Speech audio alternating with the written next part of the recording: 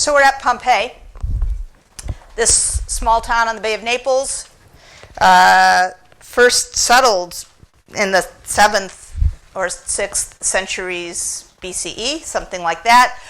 There's an old part of town with some old cult places like a temple of Apollo. And it is settled, and the inhabitants of the town are various cultural or ethnic groups. Greeks, also two of the native tribes of the Italic Peninsula, Oscans and Samnites. And it is not until 80 BCE, the early part of the 1st century, that Pompeii is really taken over by the growing city-state of Rome and made into a Roman colony. And when that happens, the area of the Forum, which you see here in aerial view, is canonized in its Roman format, and a temple, which you see here at the top of the Forum, to the main deity of Rome is established at the head of that space. The temple is to Jupiter Optimus Maximus, Jupiter the best and the greatest, the chief deity of the Roman pantheon. Jupiter, of course, being the Roman analog to Zeus. And when that happens, various of the stalwart citizens of Pompeii, some of the more well-to-do citizens of Pompeii, make their mark by building either houses or some additional civic-minded public buildings in the vicinity of the Forum. And one of the people who does this is our friend Eumachia, who you see here on the right. Eumachia underwrites the construction of this large civic building immediately off the Forum.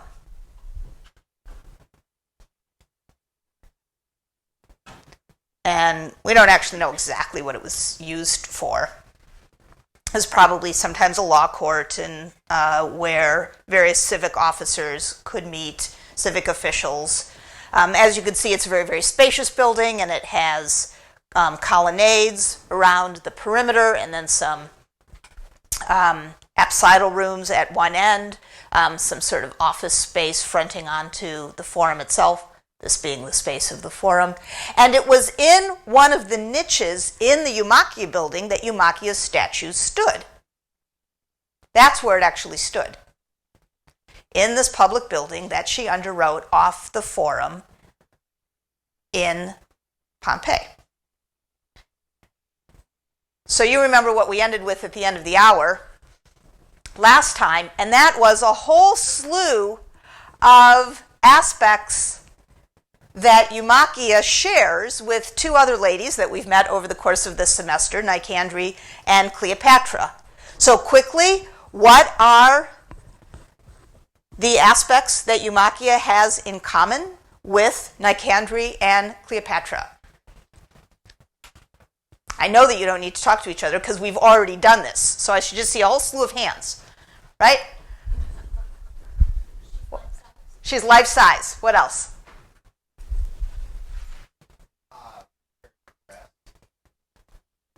What about it?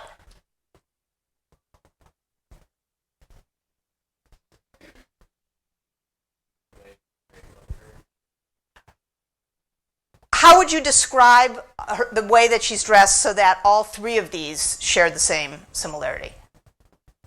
Share the same similarity. How could you share a different similarity? We're similar.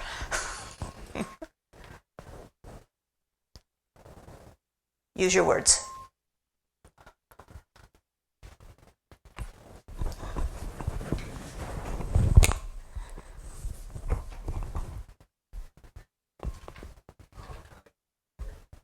In what way?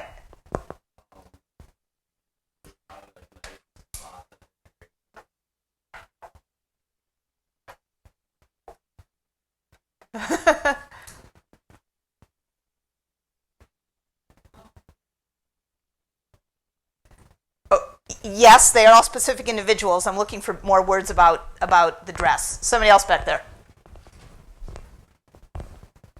You. You. Yeah.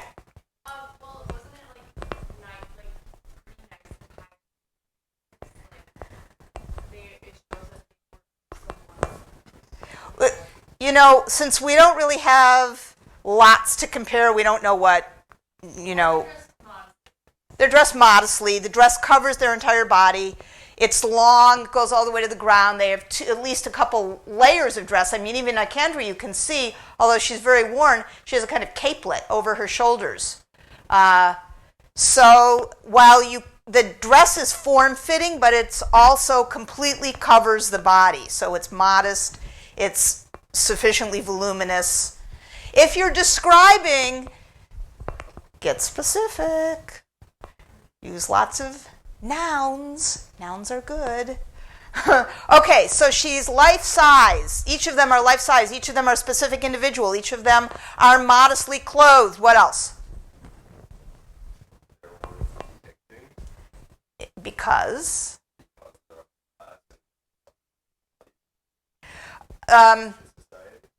so we deduce all of that from all of the other points that we made, that they probably are emblematic of the upper class.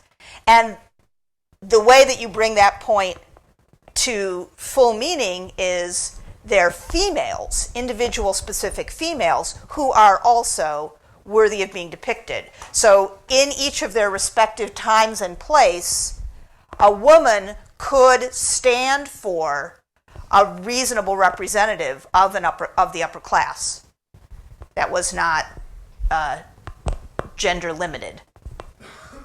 As just every so often it is, but sometimes it isn't. Okay, what else? What else do they have in common?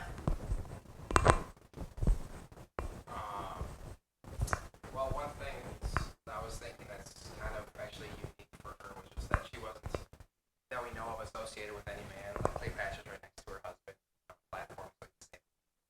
It's written that she's the husband of this guy, but Eumakia is just not Eumakia. Yeah, that's actually true, right? We don't have Eumakia is there on her own. That's a good point. They're not in action. They just kind of stand it by not doing anything. Right, they are, and this is a secondary aspect to the point that you just made. They are not part of some narrative. They are in and of themselves sufficient. So that's lots of similarities. Are there others? Other similarities? They're in public display, all of them. They're all marble. Very good, thank you. That's significant because, you know, if you plan to make a representative figure, you yourself cannot just go out into the backyard and hack something out of marble. Marble is of limited supply, and it requires training, specific training, and also specific tools to use. So the fact that they are life-size marble means that they were expensive, that they had to be ordered in advance, that it had to be planned for. So when you say it's marble, it's not just a fact. There are lots of implications that go along with that. So many, many things in common. Any others?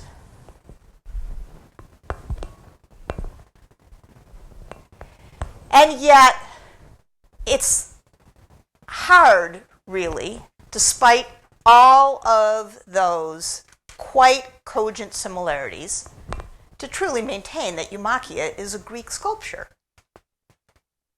And it's not just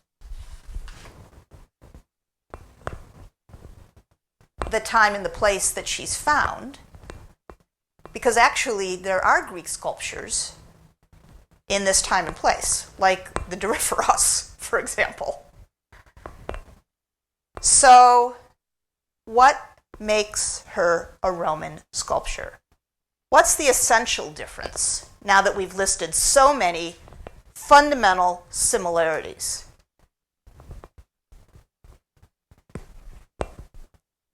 All right, quick. have a very quick chat. We have many different things to talk about today.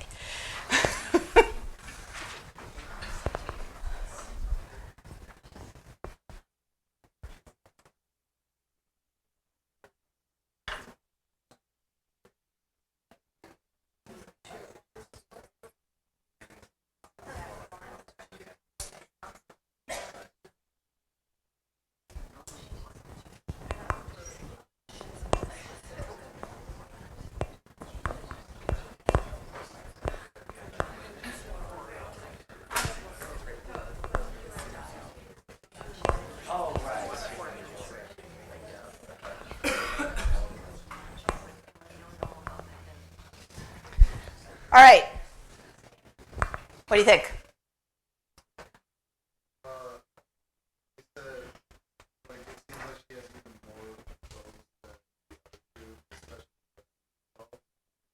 But in and of itself, now come on. Come on. Give me a break. You're really not going to say, oh, her clothes are a little bit different. I mean, they're pretty different, eh?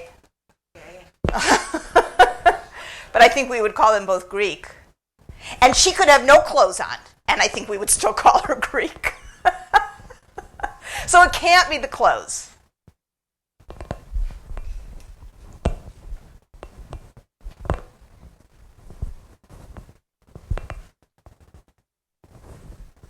We were talking about like just the facial features and like the head, but you can't compare that to the other one. One of them missing a head, so we're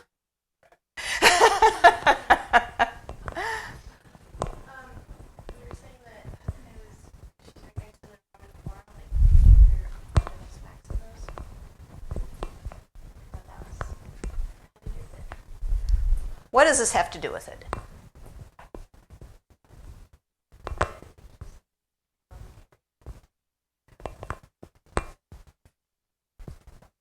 Let's work with this, people. So we've got this old Greek Oscan Samnite town.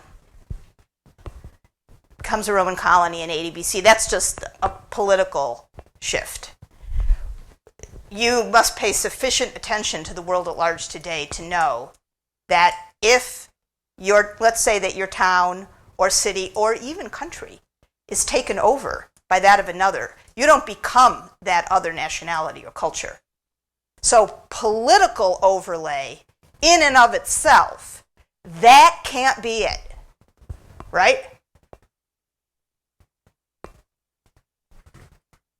So what about this?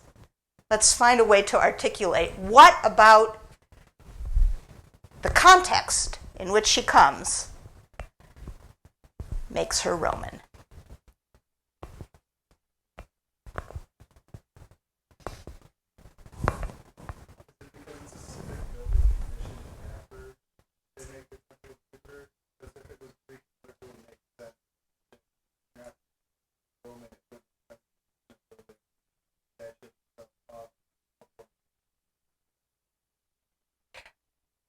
So can you, I feel like Alex Trebek, so can you reframe that in a way that gives some agency to Eumakia? Well, because if she was Greek, there would have been no point for her to build a civic building. We don't actually know what she is. I remind you that her name, this is two Greek words put together, Eumakia. It's a Greek name. But as we learned from Apollophanes of Marissa, there ain't that much in the name. Apollophanes, son of Sesmios, leader of the Sidonian colony in Marissa. Nice Greek name, very nice. So her name is not in of itself, but go on. Well, I mean, if you're not worshiping the Roman gods or like taking stock in the Roman faith, it wouldn't make any sense to commission building everyone else to do right off. So Eumakia may adopt a subject, a form, a material, a style, all Greek. And her name is Greek. But her intentions those are Roman. Why? Because she constructs a public building immediately off the Forum in the period after Pompeii becomes a Roman colony. That is to say, whoever she is ethnically, culturally, in her birth guise, Eumachia chooses Rome.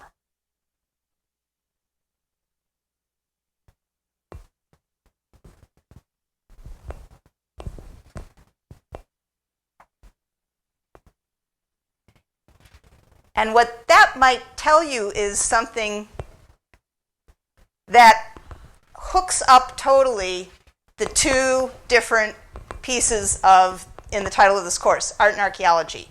She might be art, sculpture, but to get her, you need to know her context.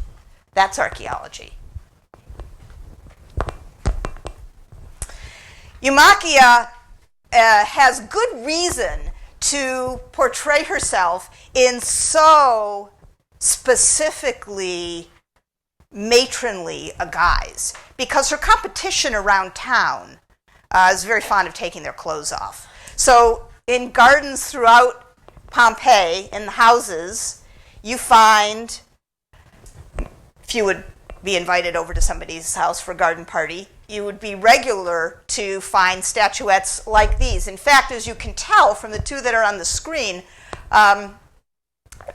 you remember my analogy with being able to go purchase lawn ornaments today or garden sculpture. There was obviously a shop in Pompeii where you could buy any version of Aphrodite fetchingly scratching her foot or whatever it is that she's doing here. And in some of them, her prop is a modest, archaic-looking, clothed matron or deity, just as a nice contrast, and also modestly looking away, giving Aphrodite some privacy. But if you really wanted to get cute, you could pick this one, where her prop is also Greek god with no clothes on, and looking right at her. In fact, having an extremely specifically terrific point of view from his short little vantage point up there on his stool.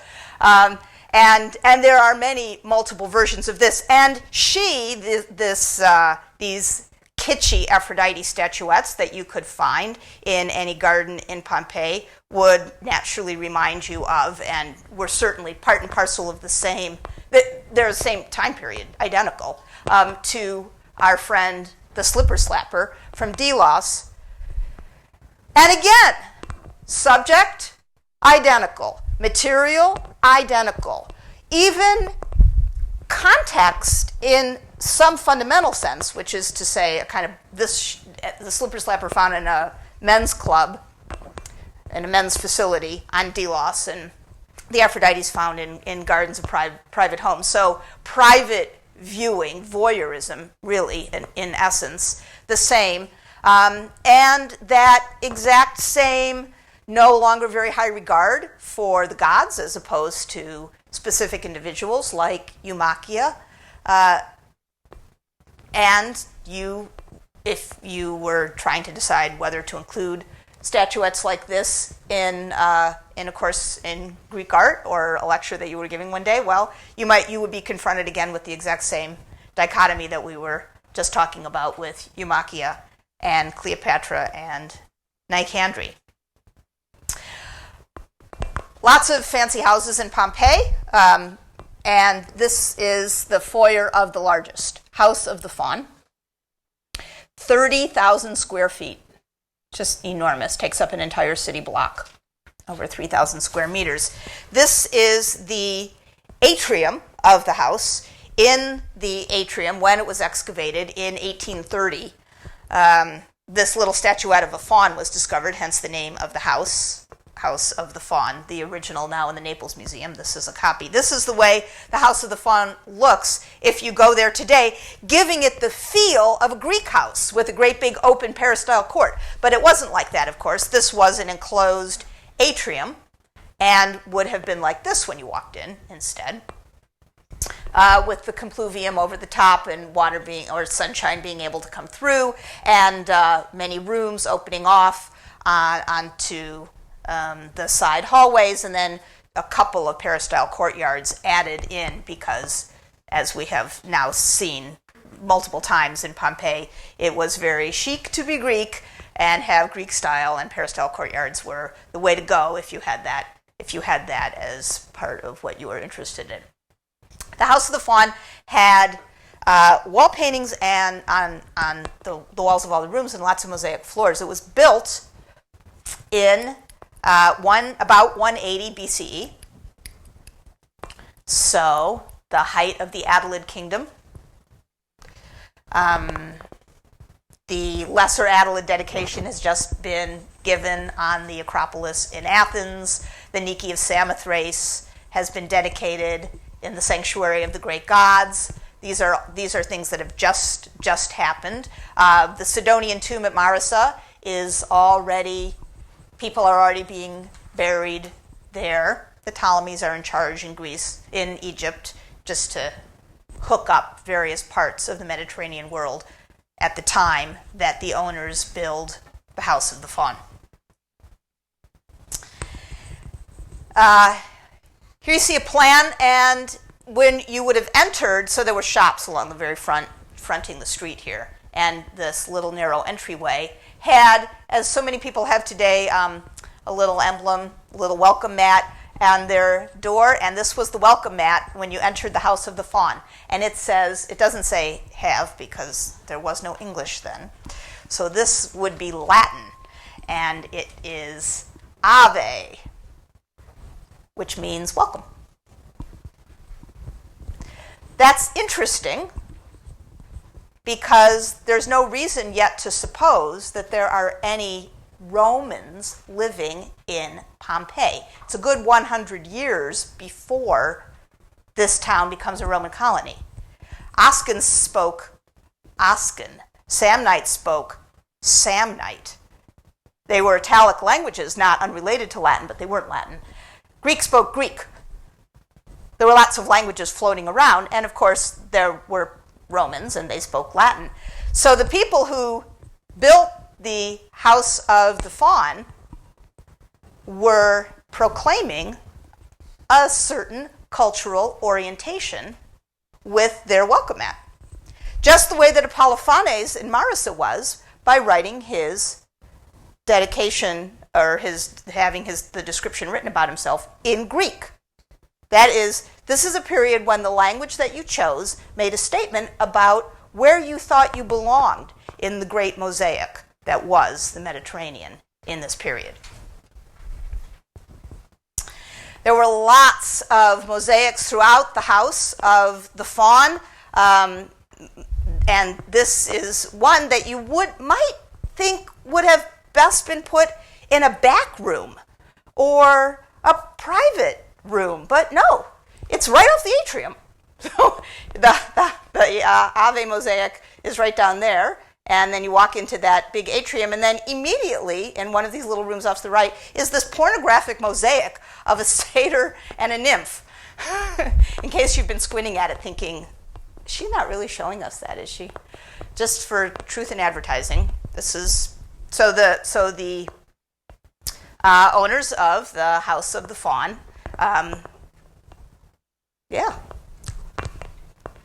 thought this was a good idea. And then they had, I think of all the mosaic workers in the House of the Faun, and then there are some who get to make the pornographic mosaic, and then there's a little crew up here who gets to make this mosaic of an evil cat dismembering a terrified bird. They break for lunch. So, what did you get to do this morning? What did you get to do this morning? So up in this room, again, also right off the atrium is this double mosaic of wildlife. The upper one of this absolutely demonic-looking cat, claws out. No, it's really disgusting. And then these mallards below chewing on some plant life in the water with some other birds and seashells and just a little nature scene. Looking through the atrium, you would see a peristyle court, and then actually behind that another peristyle court, as you can see here in the background. So the house is very, very long, and you have to assume that while this casual company would have been able to come into this part of the house, you would have, of course, had to have a special invitation to be allowed into this back peristyle court with some of the rooms behind. And it is in this room that I've outlined in red, behind the second peristyle court, that this mosaic is. So we've talked about this mosaic in other contexts already, and now in this context, thinking about it now not as art, but from the point of view of archaeology, putting it in this context, reflect with one another briefly and then share with the rest of us your thoughts about this mosaic.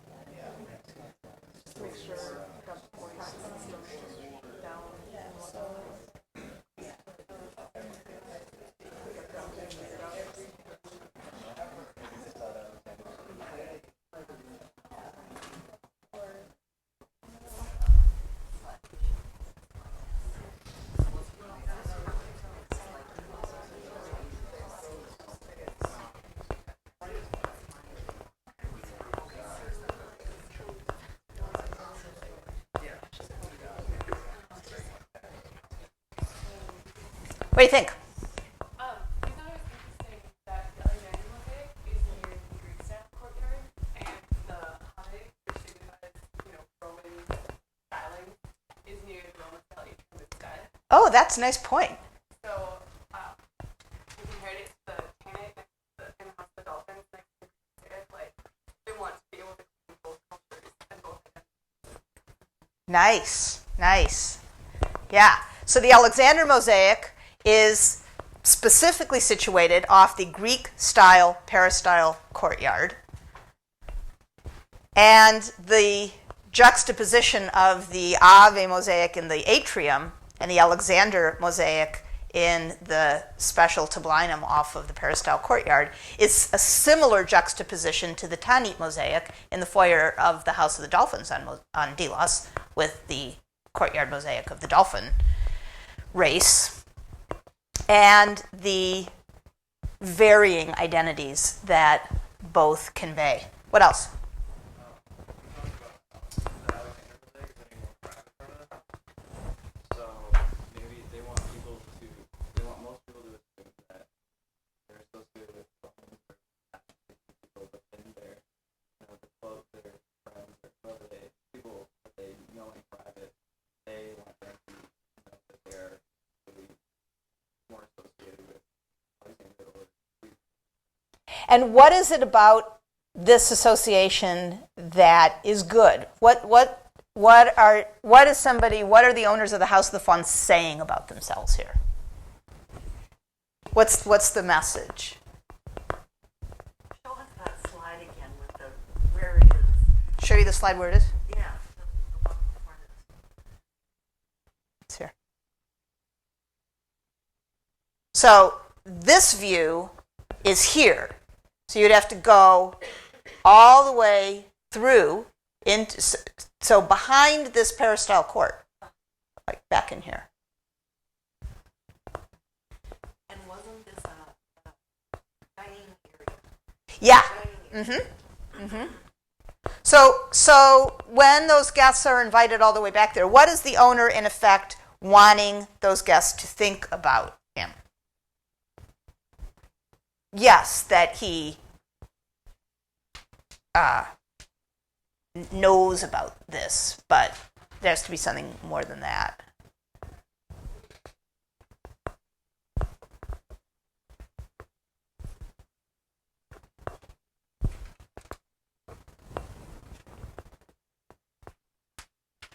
How about that he's wealthy enough to put this into a very private place for his private friends, and they are, they are worthy to see it. Sure, but there's all sorts of things that you could use to show that you were wealthy. I mean, the owner of the House of Dionysus on Delos had an extremely elaborate mosaic of Dionysus or some figure with wings, on a panther, knocking over a silver goblet, and they aren't even tesserae; they're like specks, and they're so tiny, and they definitely would have shown that somebody had a lot of spare cash. So in and of itself, an extremely elaborate mosaic conveys that.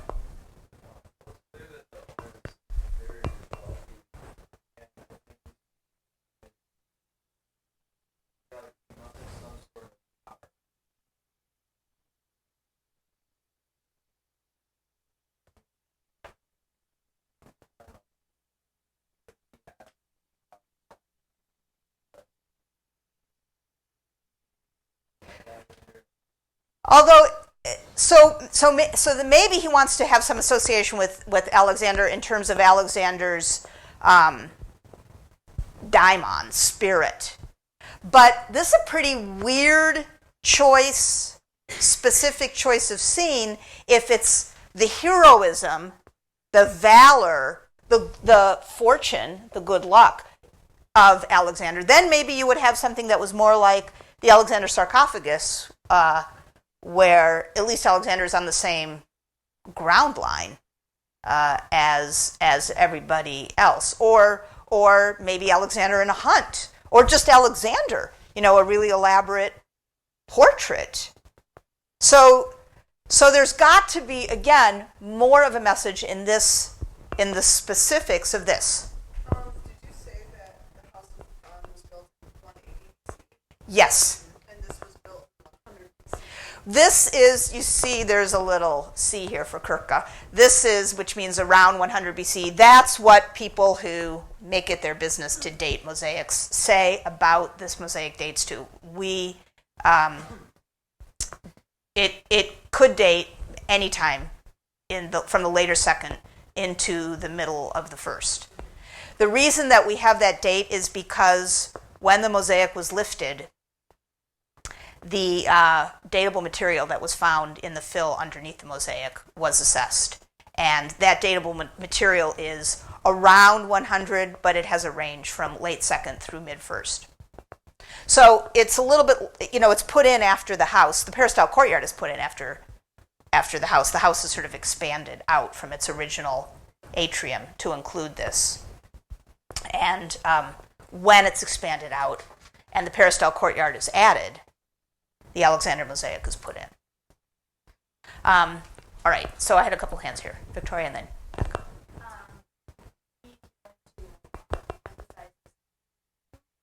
Which would be?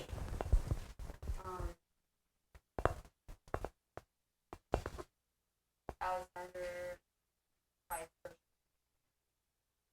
can't think of. But I just think that. Because it's a battle, and so it's a turning point. Although it is not necessarily clear at this point here who's winning. So the idea of a battle might suggest politics, but the specific scene as it's depicted doesn't really go with that. In the back. I think it kind of relates to the poem, or like the excerpt from Polybius? Yeah, where it's kind of just like, yes, now Alexander's like, but who knows how long his victory will last. Like maybe in a way, I feel like the owner of the house kind of said, well, great, but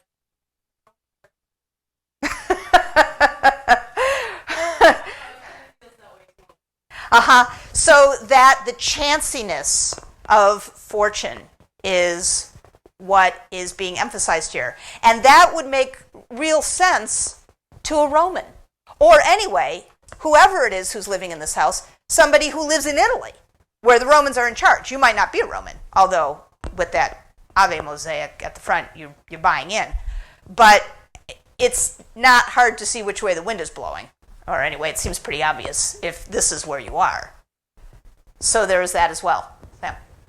I think it's an even more conscious adoption of popular Roman culture. Because at this point, Rome is dominating Greeks, and it's pulling Greek aesthetics and learning Greek people out of there and bringing them back to Rome.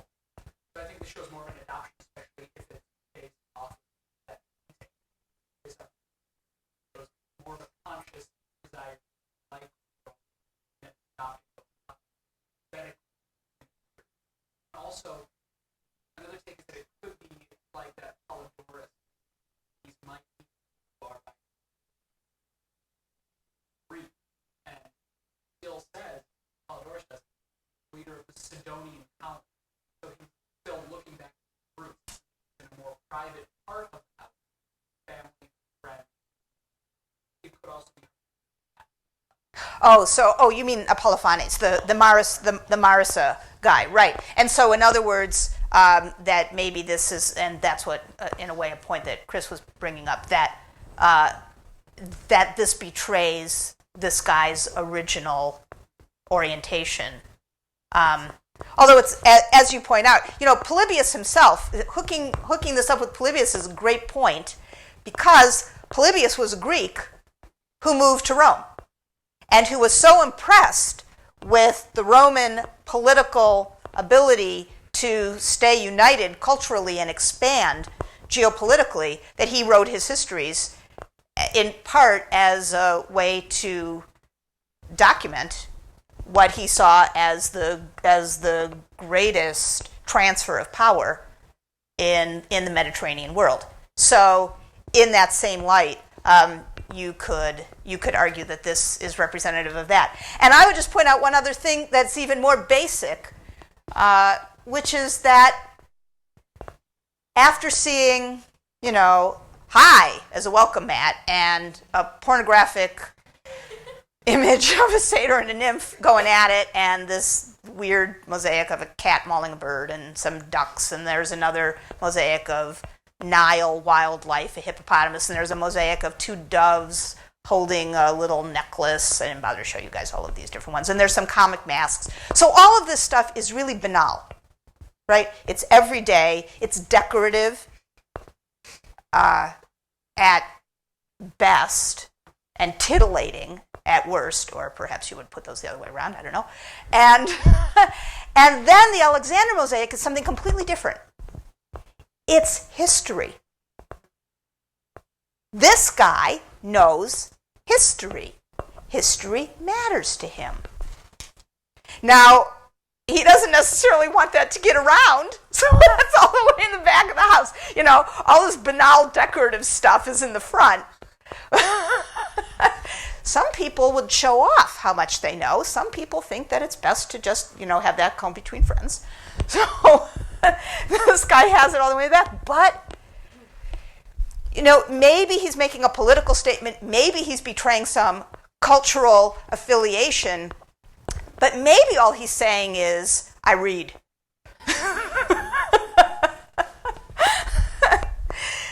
Now, what's going on around this time in the Mediterranean? Well, we'd been in the 3rd century here with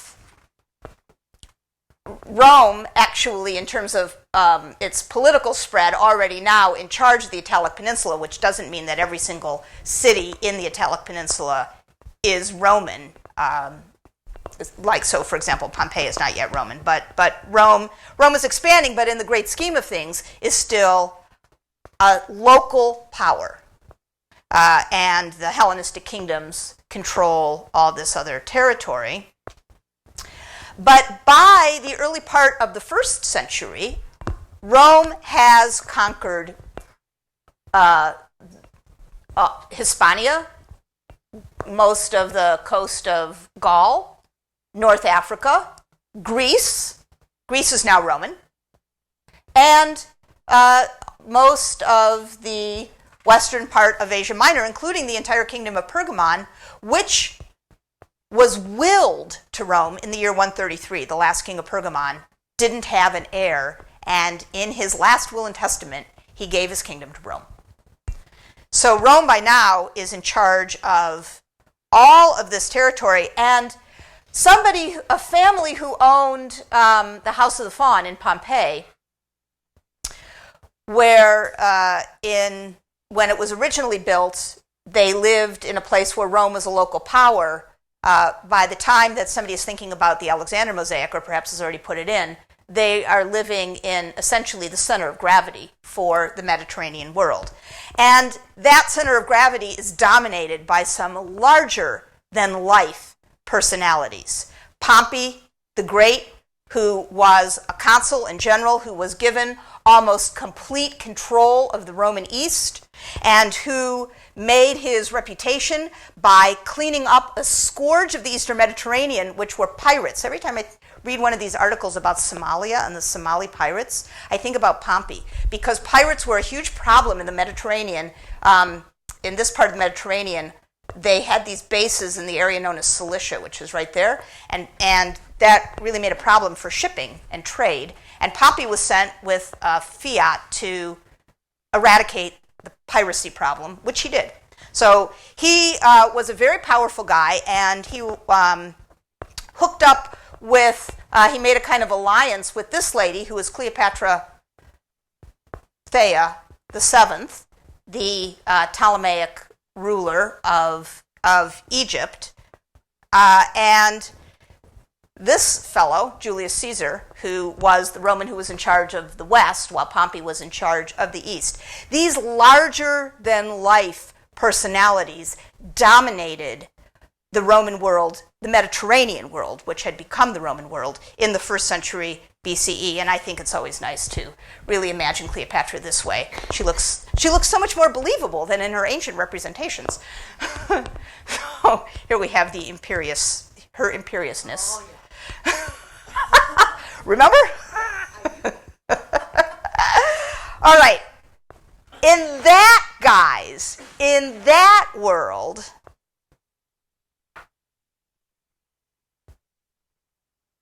think about the Alexander mosaic. Now, what might you say was part of the message that the owner of the house was sending?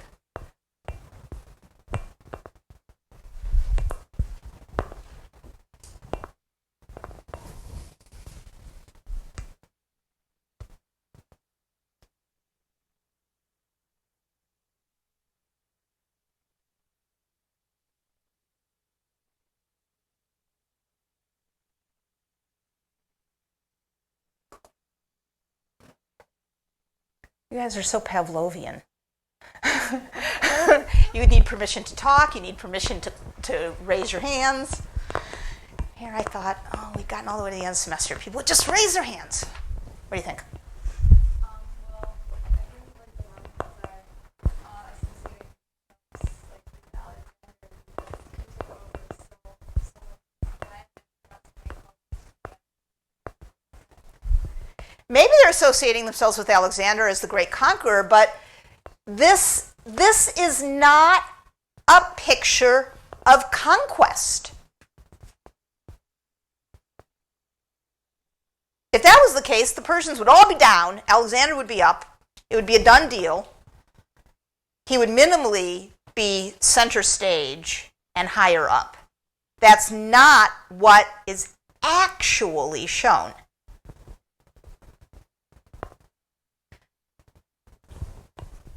What's actually shown?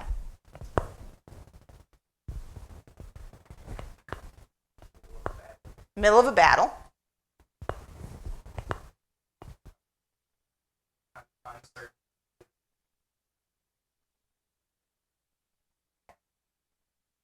Mid-action, uncertain who the victor is. and with two very specific main players. Two stars. A melee, sky, not else a lot, not too much in the way of landscape, setting.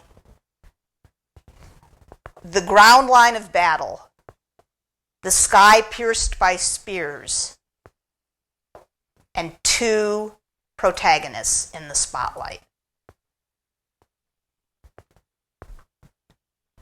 The outcome is known if you know your history, but it's not necessarily 100% clear if you're only looking at the painting. And wasn't that the Roman world at that time? With some larger-than-life people, and it wasn't exactly certain how it was going to all play out.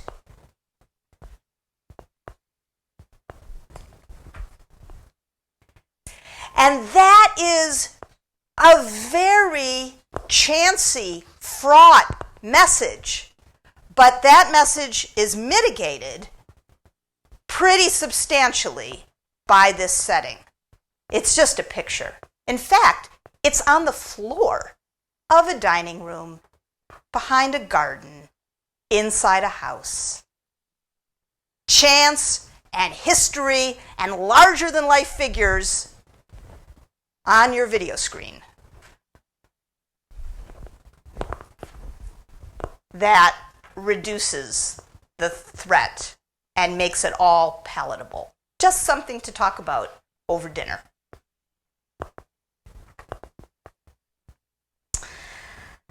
All right, so the middle of the 1st century BCE, the Mediterranean world looks like this. All the pink is Rome.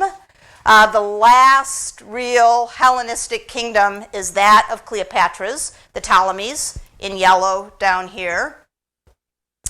But after September 2nd, 31 BCE, when a battle between Octavian on the one side and Antony, his Roman adversary, and Cleopatra, Antony's Hellenistic consort, ended with defeat for Antony and Cleopatra, the Mediterranean became a Roman lake, as it was called in antiquity and recently. And the whole thing was divided up into these various administrative divisions.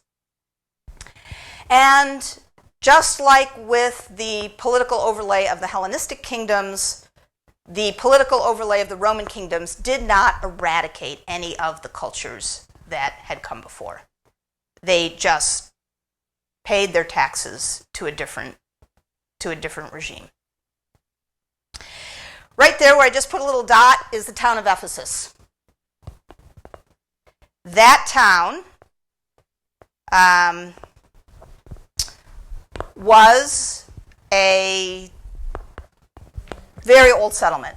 It was a sanctuary of the Greek goddess Artemis there in the 8th century BCE, back when sanctuaries were popping up in various parts of the Greek world, like Zagora, for example. These little ladies who were dedications in the sanctuary to Artemis date to the same period as that poor little town of Zagora on the island of Andros. You remember Zagora, I know. Courtyard houses, the first courtyard houses, Zagora. You guys did a reading report about the courtyard houses at Zagora. I know, I'm not really gonna make you show me how you don't remember that. We'll just move on. There was a little temple in the sanctuary of Artemis from the 8th century. Actually, it's not so little. You see some people standing around here as it was cleared off. It only seems little in comparison to the temple that was built around it in the 6th century. So the little building that you just saw is this one here in the middle. But in the 6th century BCE, in the Archaic period, when people were starting to really be able to get big with sculpture, this is a period of Korai and Kuroi. Temples got big too. So here's the plan of the Temple of Artemis, and here is a reconstruction drawing. One of the largest and most important of the sanctuaries of Artemis in the Greek world, and a sanctuary to which Alexander himself came and gave funds for a rebuilding of the temple, which had burned down in the generation just prior to his advent in the East. And so it was rebuilt even bigger and better by Alexander. A huge Greek theater, capacity 20,000 in the town of Ephesus, which you see here with a big street going off down towards the harbor. So a town with a long history of religious and cultural Hellenism. Although, for much of that time, that little red dot that just appeared on the screen, Ephesus was, or at least for the 6th through the 4th centuries, within the Empire of the Persians.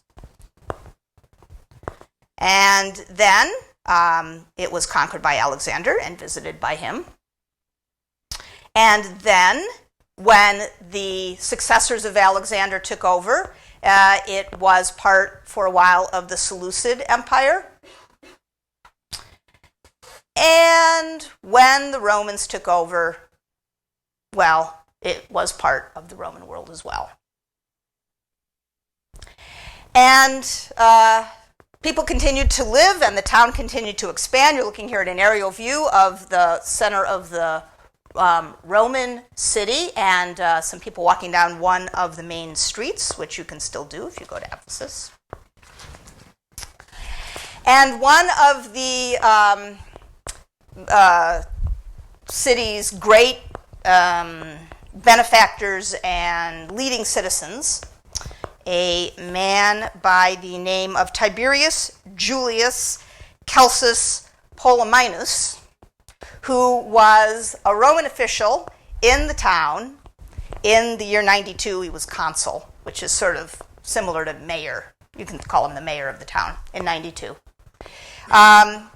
He had a son, Gaius Julius Aquila Celsus, who was also mayor of the town a couple of years later in 110. And his son built in the middle of the town, at the intersection of the two main streets, a library in honor of his father, because his father revered knowledge. So here's the library, the facade of the library. It was very, very large. It held shelves that could hold 12,000 scrolls. So it was center of knowledge in the Roman world. And here's the facade of the library, and you see that in the facade there are some statues. Was this 92 BCE or CE? CE. CE. Statue number 1 is Sophia Celsu, which means the wisdom of Celsus. Statue number 2, Arete Celsu, which means the excellence or the valor or the virtue of Celsus. Number 3, Enoia. I don't know why it says Philippou. I think that, obviously that's not any longer the original inscription. So I think it got redone in even later era. But anyway, Enoia is the intelligence. Sadly, intelligence has lost her head. I don't think we can read anything into that. And the last is Episteme Celsu, which is knowledge. 4 statues, Greek in style, labeled in Greek, with virtues associated with the Greeks. Some of them as old as the original appearance of Greek in after the Iron Age, Arete, for example. In the facade of this library built by a Roman consul in this city, which you could call Greek if you wanted, but I'm not really sure what you would You could make an argument for calling it all sorts of things. Anyway, obviously, the point is that politics may change, but culture is another story. And Celsus, he and his son, who were proud Roman citizens and Roman officers of the city, were also quite emphatically culturally Greek, as were many of the people who lived in the city. So the Library of Celsus is actually right about here. And so this is one of the main streets that goes down towards the city. And this excavated area here is a section of wealthy houses from the 1st and the 2nd and the 3rd centuries CE, houses of wealthy citizens of Ephesus. They're called terrace houses because they're built up on terraces, and they've been excavated for over 100 years by the Austrian Archaeological Service in Ephesus. And the plans of most of the houses are Greek in style. They have peristyle courtyards with lots of rooms around, and the rooms have mosaic floors and wall paintings on the walls.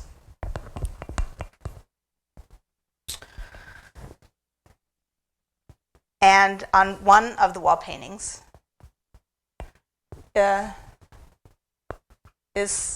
who's this? Can you read it? Socrates. Socrates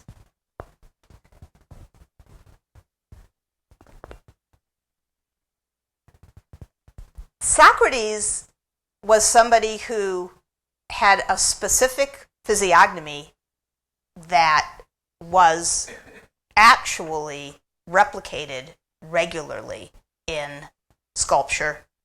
There were portrait sculptures of Socrates. There are gemstones known with his bust. This is a full-length portrait statue of Socrates. You can see the similarity easily in the face. So this is clearly a portrait. And yet, the person who owned this house wasn't sure that all the visitors would recognize Socrates, and so labeled him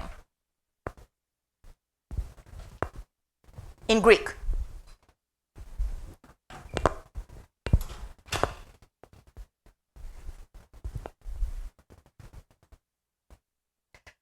Comments, thoughts, musings about this panel painted in a house in the terrace housing block in Ephesus in the 2nd century CE. Now you can have a minute or two to chat.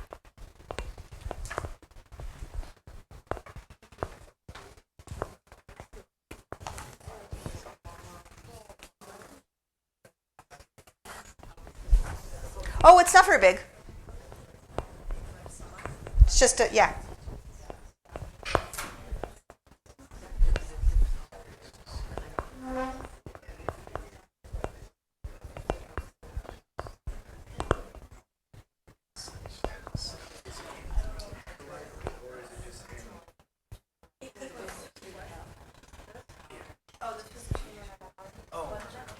This was in one of the houses. Yeah, this is inside one of the terrace houses on the walls. It's, you see how there are these little figures?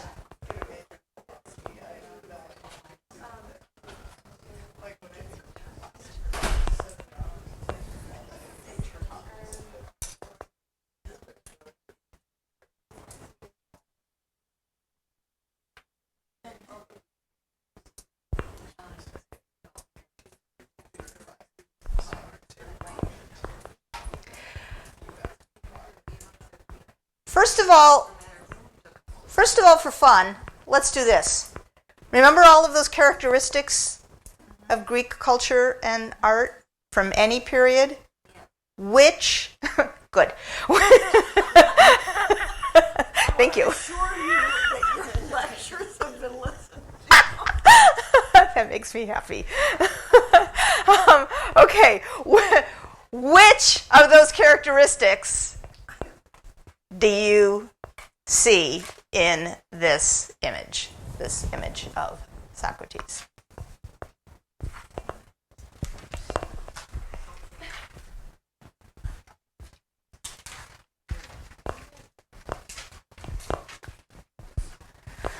All right, chat for another minute. Quickly now.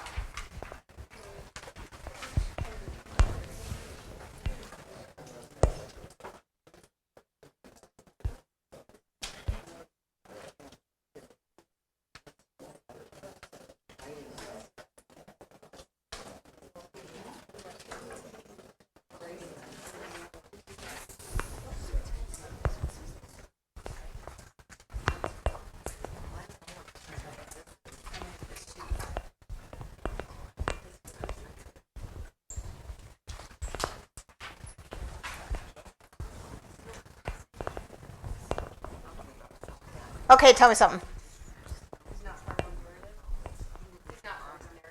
He's not part of a narrative, so how is that? That's just a general comment? Oh, that's a general comment. Okay. He's not part of a narrative. True. He's labeled, right? He's labeled. That's old, yeah. Think of Nicandry. Think of all of those figures on the Francois vase. What's behind labeling, of course, is I want you to get it. I don't want you to miss the point. I want you to know who all of these figures are. I want you to know who this figure is. I want to convey to you that, I want to get us on the same page. What else?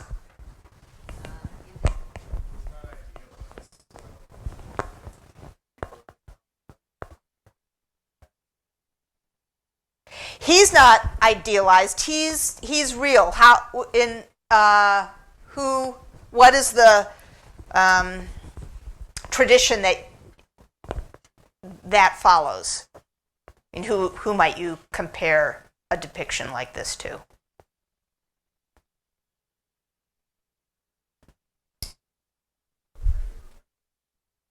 Who might you compare a non-idealized, realistic depiction of a specific individual to? Somebody? Not the Doryphoros, because he's idealized. Probably just what I'm thinking of, the fact that, that relaxed, calm, looking out for this kind of. Oh, the pose? Yeah. Seems kind of after the. But so give me a specific, this is a real person. Give me a specific example in Greek art that is of that type.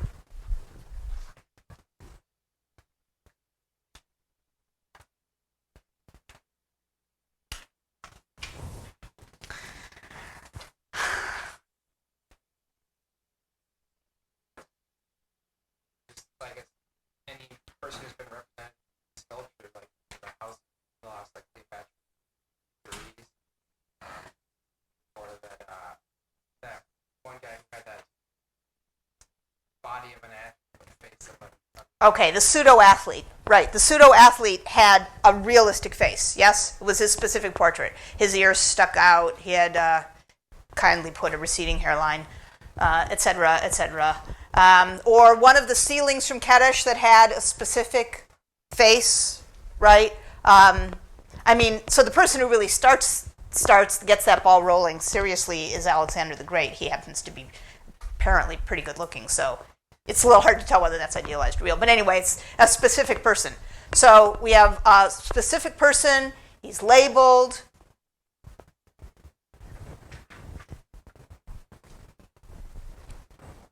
Not part of a narrative. What else would you say about this? Because he represents knowledge and education. And what else does he represent?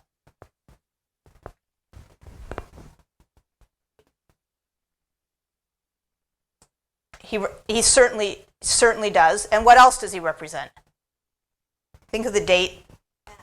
He represents the past.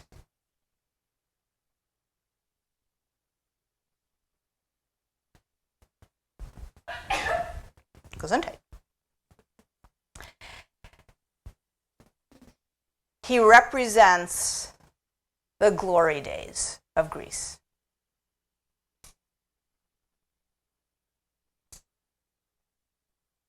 Socrates painted on a wall of a house in Ephesus in the 2nd century CE could make you nostalgic for the real thing. It made our friend Pausanias nostalgic. Pausanias, whose excerpt you have as the last of the excerpts.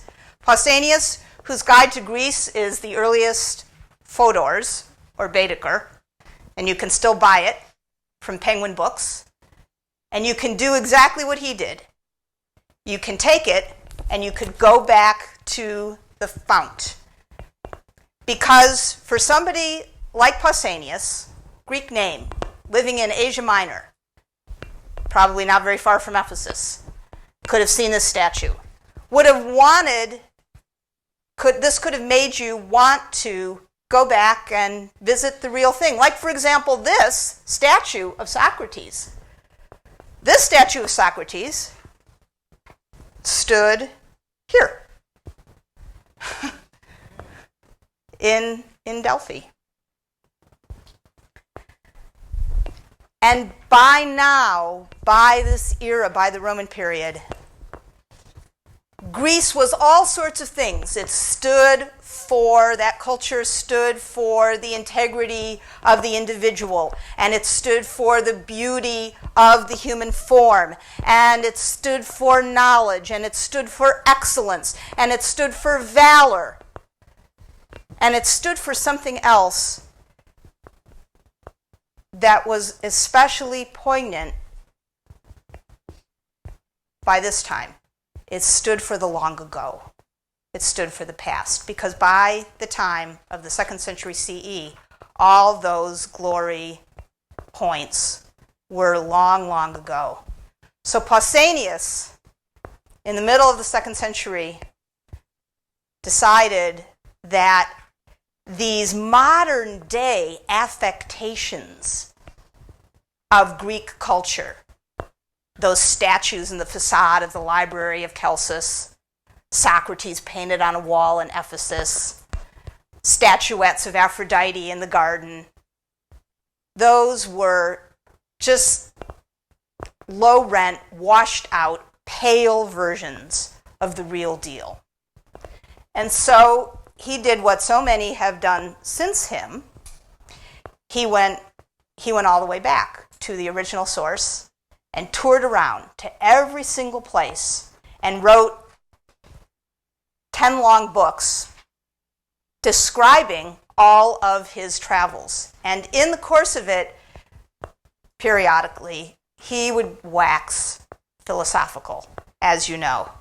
And the funny thing about going back for him at this point is that all of that time, all of those eras, all of those changes that we have in this class since January, laboriously, century by century, walked our way through, beginning with the collapse of the Mycenaean world, back when there was still a lot of snow on the ground, and getting to now, over 1,000 years later. All of that time collapses into one era. And the only way you can pick it apart is by the stories. For Pausanias, walking through the ruins of Greece, there were really only 3 periods of time. There was the heroic age, there was everything that came before it, and there was everything that came after. And when he writes, he weaves the images and the stories of the heroic age into ours and tries thereby to ennoble his own time by linking it with the past. And he muses, I know that fortune alters everything strong and weak, things at their beginning, things at their ending. Mycenae, which led the Greeks in the Trojan War, and Nineveh, seat of the Assyrian kingdom, are deserted and demolished. The sanctuary of Bel survives at Babylon, but of that Babylon, which was the greatest city the sun saw in its time, nothing was left except a fortress wall, like the one at Tiryns in the Argolid. That is how temporary and completely insecure human things are.